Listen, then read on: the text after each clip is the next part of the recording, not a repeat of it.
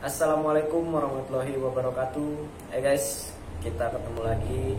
Kali ini gue akan menceritakan kisah pengalaman horor yang dialami oleh kita sebut aja namanya Nudi ya. Oke, sebelum kita lanjut ke cerita, jangan lupa klik tombol subscribe-nya, like dan share untuk mendukung channel ini terus.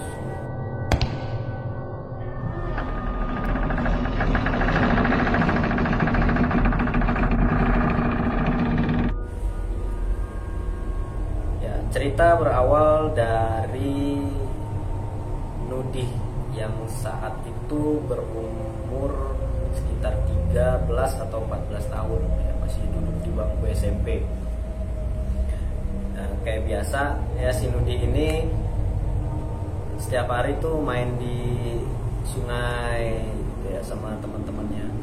Nah, sepulang sekolah ada temannya si Nudi, teman sekolahnya si Nudi ini ingin main ke tempatnya si Nudi, ke rumahnya.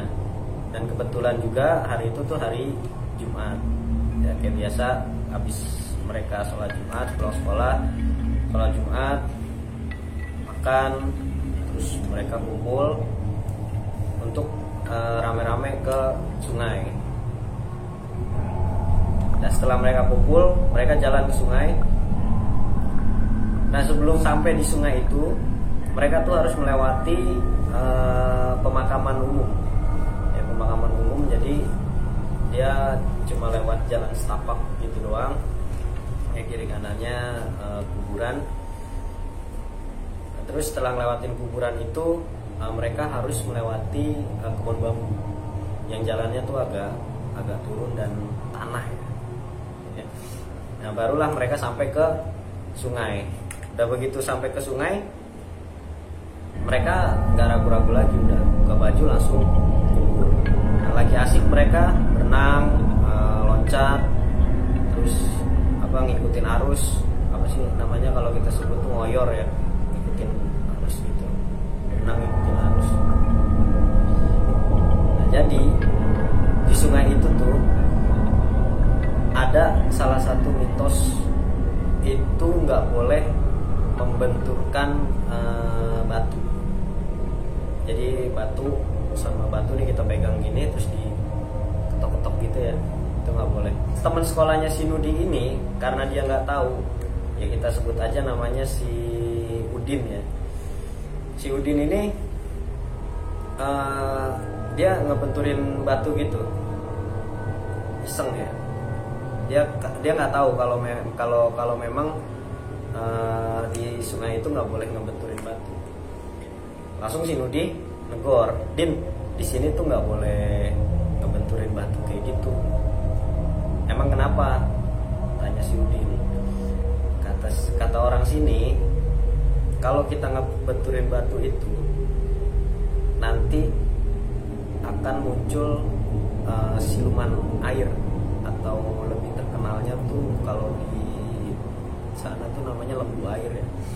Jadi itu lembu air itu dia siluman, itu bisa berbentuk apapun, entah itu sampah, entah itu bambu yang lagi nganyut ya, atau itu pun tiker, atau bahkan dia bisa berbentuk kayak apa ya, labi-labi. Labi-labi itu masih satu spesies sama penyu kura-kura gitu ya, cuma dia hidupnya di air tawar. Mereka lanjut berenang kayak biasa dan ngoyor gitu ya, ngikutin arus.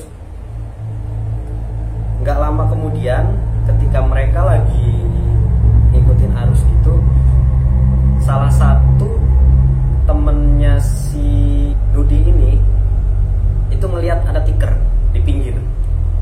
Lihat ada tiker di pinggir, dan pikiran mereka tuh nggak sampai yang namanya itu siluman itu, karena berada posisinya di pinggir.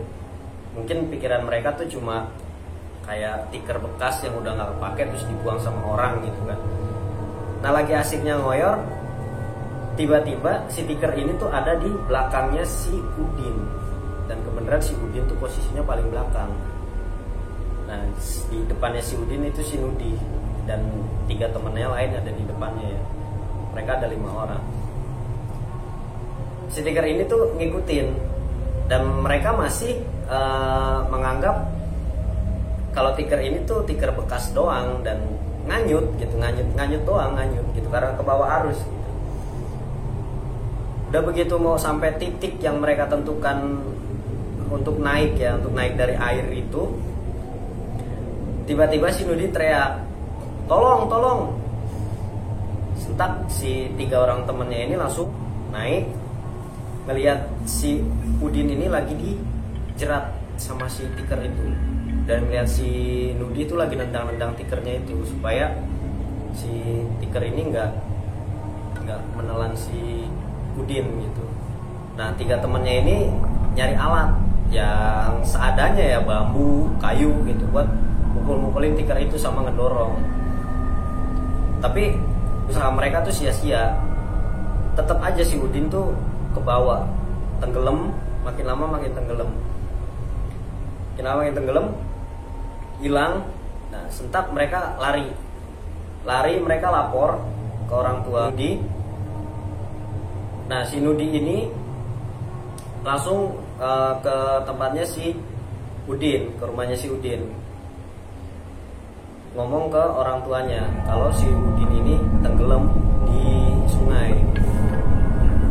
Tenggelam di sungai. Nah, langsung si orang tuanya ini ngelaporin ke warga setempat ya, warga kampung situ untuk ngebantu nyari si Udin ini. Udah dicari selama 2 hari, 3 hari tuh tetap nggak ketemu. Si Udin ini nggak kelihatan kemananya, bahkan sampai ditelusurin sungai pun nggak ketemu jasadnya atau badannya itu. Terus ada salah satu warga itu datang sama kakek-kakek. Kalau orang situ nganggapnya tuh sepuh lah ya, sepuhnya situ. Nah sepuhnya itu kita sebut aja Mbah Marno ya. Nah, si Mbah Marno ini datang, terus tiba-tiba ngomong, udah yang di air yang lagi nyari si Udin naik semuanya, gak usah diterusin. Karena si Udin ini bukan tenggelam karena berenang. Nah di situ Mbah Marno menjelaskan kalau si Udin ini tenggelam karena dibawa oleh siluman. Siluman itu ya si siluman lembu itu ya maksudnya. Dibawa oleh siluman lembu itu. Mau kalian cari sampai kapanpun dia nggak bakalan balik. Dah sekarang kalian bubar. Di sini tinggal orang 3 aja di sini buat bantuin saya, kata Mbah Marno. Dan Mbah Marno dengan segala ilmunya ya, dia coba manggil jasadnya si Udin ini. Setelah 2 hari itu barulah si Udin ini muncul dari air. Tiba-tiba ada di pinggir sungai dengan kondisi yang udah tidak bernyawa dan seluruh badannya tuh udah biru membengkak gitu. Udah benar-benar jadi mayat yang udah lama ya, udah hampir membusuk gitu. Terus langsunglah si Udin ini dibawa sama Mbah Marno dan dibantu oleh 3 orang lainnya untuk disemayamkan dan dikuburkan dengan layak.